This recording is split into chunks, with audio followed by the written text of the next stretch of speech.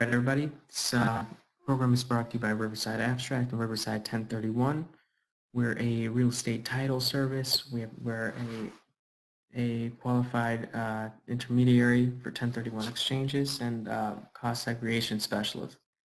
Feel free to reach out if we can help you with any of these services. We're going to start off today with an example. Let's say that you want a piece of land. And in 3 years from now, you know that you're going to be able to sell this land for $1 million. So you speak to the broker, and the broker tells you that in 1 year from now, you should be able to net $1 million from the sale of this. And throughout that time, you're not going to have to pay any property taxes and property insurance. This is an unusual situation, and it's just the case. You're getting one check in 3 years from now for $1 million. Now, as an investor, you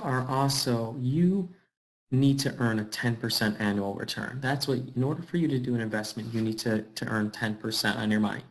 So now the question is, if you know that you're going to get $1 million in 3 years from now, a check for $1 million, and you know that every year you need to earn a 10% return, how much should you invest today in order to get this 10% return? So to do that, we're going to discount. We're going to discount $1 million using a present value function, and the function is very simple. We're going to do equals PV open parentheses, and the first step is going to be the rate. In our situation, in our scenario, the rate is 10%. This is the annual interest. The second thing that's going to ask you for is the number of periods. And so in this scenario, it's in 3 periods because you're going to get the money at the end of 3 years from now.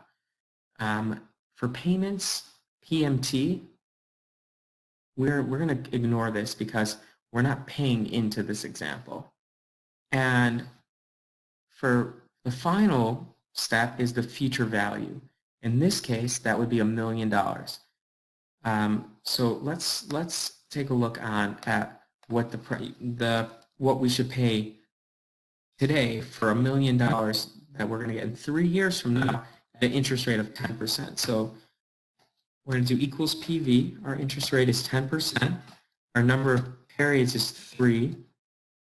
Our payment is nothing because we're not paying into this investment. And our future value is $1 million. Okay, so, and it's a negative number. I actually like to see it as a positive, so we're just going to switch that. Okay, so in order for us to hit your 10% return, you can pay $751,000 today for the $1 million that you're going to receive in the end of 3 years from now. So let's take a look at what that looks like. Today you invest $751,000, you earn 10% of that. That's $75,000. That compounds, right? So now your balance is $826. You're going to earn 10% of that 826. That gets you to 909. You're going to earn 10% of that 909. That's going to give you $1 million. So you're going to pay $751,000 today for $1 million in the future, assuming that you need to earn a 10% return every year. So that's example number 1. Now, let's discuss a similar example, but instead of 1 year, we're going to discuss cash flows that you're going to receive over 3 years. So let's say your brother says, I have a car wash, I want you to invest in my car wash, and I'm willing to give you the following payments over the next 3 years. Year number 1, I'm willing to give you $8,000. Year number 2, I'm going to give you $8,500. And then at year number 3, we're either going to sell or I'm going to have to repay you somehow. I'm going to give you $175,000. So you're the same investor. That your deal is, I'll do it if I can earn a 10% return. So now the question is, how much should you pay for these cash flows that you're going to receive over the next 3 years? So we're going to apply the same principle where we're going to discount. We're going to set up our future cash flows, year 1, year 2, year 3, and then we're going to discount them based on our 10% discount rate and the number of periods. So for example, for the year number 1, we're going to discount it back 1 year, and we're going to use our PV function. So equals PV. Our rate is 10%. We're going to hard code that. Number of periods is 1. Our payment is 0. Our future value, we're going to make that negative again, is 8. And let's close that, 8,000. And so if we are going to receive $8,000 in 1 year from now, and we need to earn 10% on our money, if we invest $7,273 multiplied by 10%, that's going to give us $8,000. Okay, let's copy and paste that over to year number 2. How much is $8,500 worth in 2 years from now? If we need to earn a 10% return, the answer is $7,025. So let's look at that, right? We have $7,025. We earn 10%. That gets us to beginning of year number 2. We have $7,727. We earn 10% on that, and that's going to get us to $85. Now let's do the same exact thing for year number 3. That we know we're going to receive $175,000 in 3 years from now. If you discount it at 10% per year, how much is that worth today? So let's look at that. It's $131,000. And again, take $131,000 times 10%. You have 144. Multiply that by 10%. You have 159. Multiply that by 10%. You're left with you have 175. So these are what you can pay, assuming that you need to earn a 10% return on your investment. These figures highlighted in yellow is what you should pay today. So you're in the future, you're going to receive $191,500, right? That's $191,500. How much should you pay for that?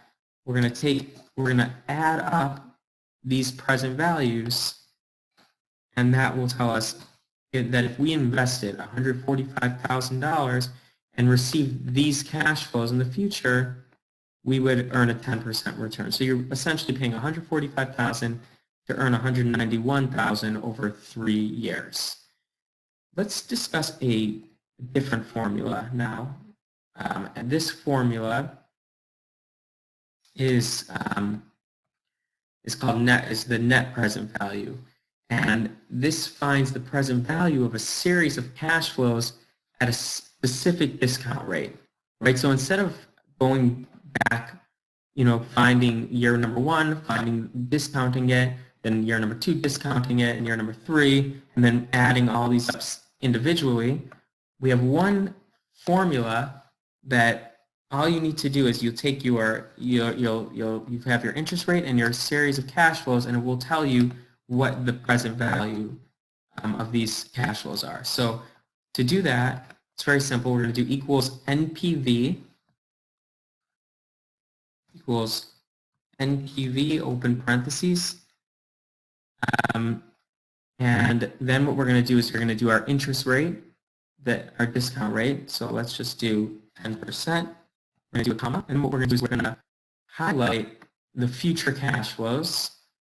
And we're going to see that our net present value function gave us the same exact answer that we got by finding by discounting each year separately. Okay, so the net present value does the same exact thing as the present value, except you can use it for a series of cash flows instead of doing it individually and then adding it all up. Okay, but there's also another way that you can use the net present value function, and this way it's going to include you're going to include your cash outlay, the amount of money that you invested in the deal, as well as the future cash flows. So let me show you how that works. So we're going to do equals NPV, open parentheses. We're going to use our discount rate of 10%, and we're going to, and now we're going to highlight all the cash flows, including your investment. And what we're going to do is we're going to close the parentheses, and it's going to result in a value of 0. What that means is we are achieving exactly our discount rate. these cash flows, if you invest $145,778 and receive these cash flows in the future, you will, your NPV is going to be 0 because you have achieved your 10% discount rate. Now, what happens if instead of your 10% discount rate, you set it at 12%? You'll see that that's going to result in a negative number. Why? Because assuming we're looking at these cash flows, we're not hitting our desired discount rate. We're not earning 12%, so therefore our number is negative. Now let's say we take that number and we turn it into a positive. Let's say you take the 12% and turn it into 8%, and now we see that it's going to result in a positive number.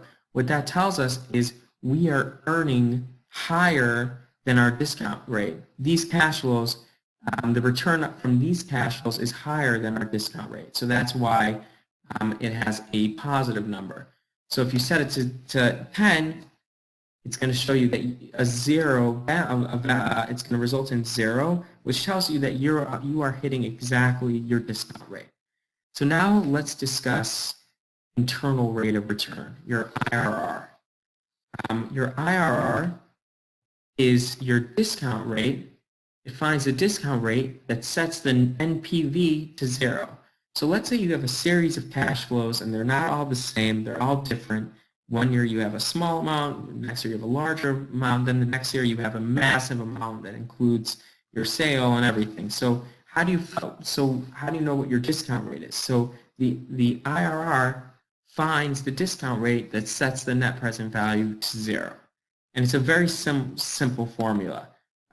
All you do is you do equals IRR, open parentheses, and you just drag it over all of your cash flows, close the parentheses, and you'll see that these cash flows will result in a 10% IRR, which is essentially your discount rate. This is the discount rate that sets the net present value to 0. Okay, so why am I telling you all this? Now, the reason why I'm showing you all this is because this is what the job of an investor, of a real estate operator is to do. When you're looking for an investment, when you're putting together a cash flow model, what you're trying to do is you're projecting what cash flows you're going to receive in the future, and what you should pay for those cash flows that you're going to receive in the future in order to earn your required return. So let's discuss a deal. This is a fake deal. I just made it up. It's a 12-unit multifamily, 10,500 square feet, and it's fully occupied, and the asking price is $2.5 million. And we look at the last year's revenues, we'll see that it has $202,000 effective gross income. We have total expenses of $70,000. And we have $131,000 of NOI. Okay, so what we're going to want to do right now is we're going to put together our cash flow model for this deal to figure out if what we're paying for it will give us a good enough return. What we should pay for this asset in order to get it based on our required returns. Now, for multifamily deals like this, most investors look for like a 15% IRR. Like that's what they're looking for on the deal level. They're looking to make, like, let's say it's a 5-year deal. Like with this case, we're going to assume that we're going to own this for 5 years. They want to double their money in 5 years. So step number 1 for our cash flow model is going to be the first step is to figure out our equity, our investment, our cash outlay. So step number 1, we're going to figure out our purchase price. So let's say 2.5, right? Now, when you buy a piece of real estate, though, it's not only, you're not just the price that you're paying for it is not just 2.5. You're also going to have closing costs. So we're going to assume that closing costs in this case are 4%. Okay? And that's going to go for title, for mortgage recording, for transfer tax, depending on the state, your third-party reports. See, there's a lot of things that go into that. On top of that, we're going to have our working capital reserves. Let's say 50 grand, just to keep everything. Once we have the property, we want to have some funds available, and then finally another 50 grand for deferred maintenance items in the property. So our total cost to do this deal is 2.7. We spoke to our lender, and our lender said, you know what, we're going to give you a loan of 75% of your purchase price. Right? So we're going to take our purchase price and multiply that by 75%. So our debt for this deal is $1,875,000, and our cash, our equity is going to equal your total cost minus your debt, and that equals $825,000. So our cash outlay in this deal, the most important number is how much money that's actually coming out of our pocket to do this deal is going to be our total cost less our debt amount, and that equals $825,000. Okay. And we're going to be assuming that the rate on our loan is 4%, and it's going to be a 30-year loan or 360 payments. So if you go look at the monthly payment is going to be $8,951, and our annual debt service payment is going to be $107,418. Okay. So now that we have that information, let's go ahead and add in our numbers from last year. So I believe, so last year we had 202,000 of revenue, and we had 70,000 of expenses and 131,000 NOI. So that's our NOI, 131,000. And now what we're going to do is we need to figure out the amount of net cash flow, the actual money that we're going to receive next year from this property. So step number one, let's start off with a regular year, the cash flow from a regular year. So that's going to include revenues less operating expenses. So for this year, we're going to assume, this is a very simple model, we're going to take last year's number, and then we're going to assume rental growth of 3% per year. So last year we had 202,000, this year we're going to have 208. We're going to do a very simple back of the envelope analysis, and we're going to assume 35% expense ratios, and you'll see that every year, just like our revenue is growing, our expenses are growing as well. Okay. So again, so that's going to be, we have our revenues less our operating expenses. That's going to give you 135,085 net operating income. The next step that we're going to that we are going to take into account is our capital improvement. So if you're doing any CapEx, let's say you want to renovate an apartment, that would come out right over here. Okay. For this example, we're not assuming any CapEx, so we're going to remove that, right? Then we have, in a regular year, our debt service payments. So we have our net operating income less our debt, and that's going to give you net cash flow of $28,167. Okay. Next, so let's follow this through all the way to from years 2, 3, and 4. Now, when we get to year number 5, this is going to be an interesting year. This is the net cash flow at the time of a sale. So there's going to actually be some more steps this year. So the first thing is going to be the same as every year. We're going to have our revenues, less our operating expenses, less capital improvements, less our debt service.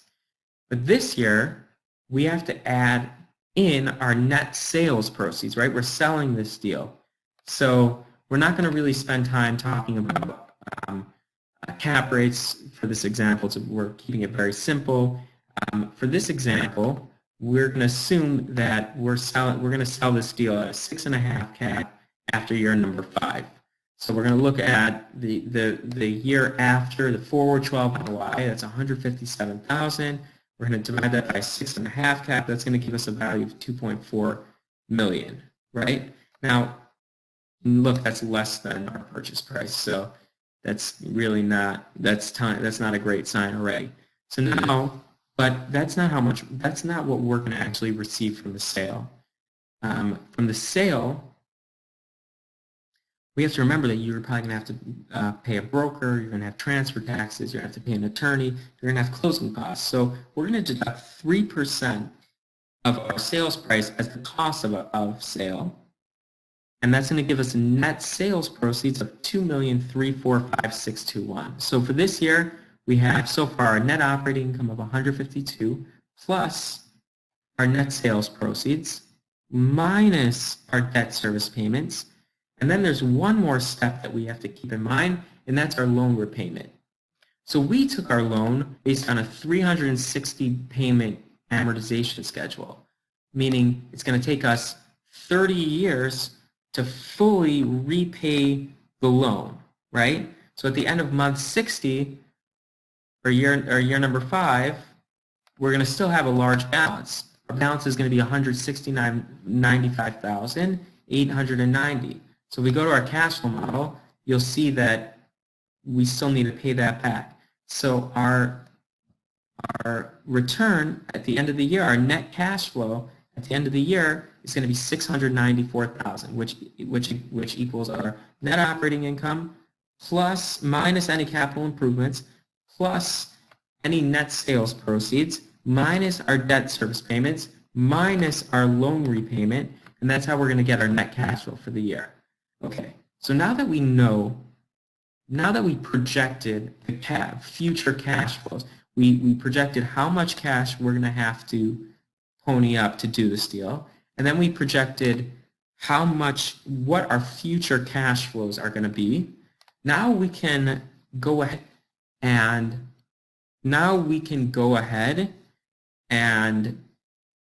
find out what the IRR, the internal rate of return, is. Remember how we said in order for us to do this deal, we're going to need like a 15% IRR.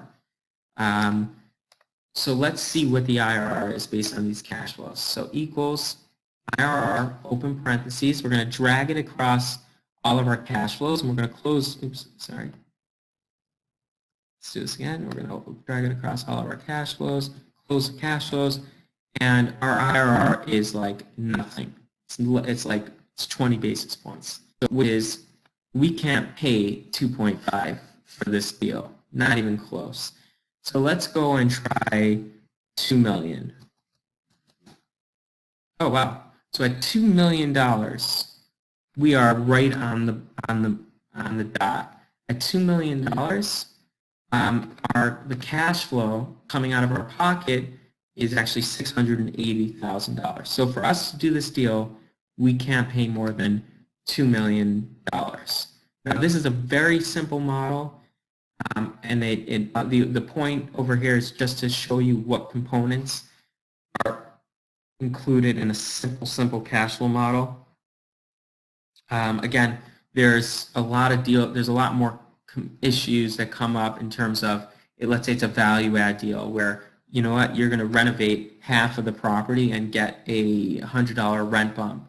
Or right now you looked at the comps and you think that the owner is not charging full market, or the expenses aren't correct, or whatever. So you know, there's a lot more pieces that go into this. This is just the most simple form, what the cash flow model is, what you're trying to accomplish by putting it together.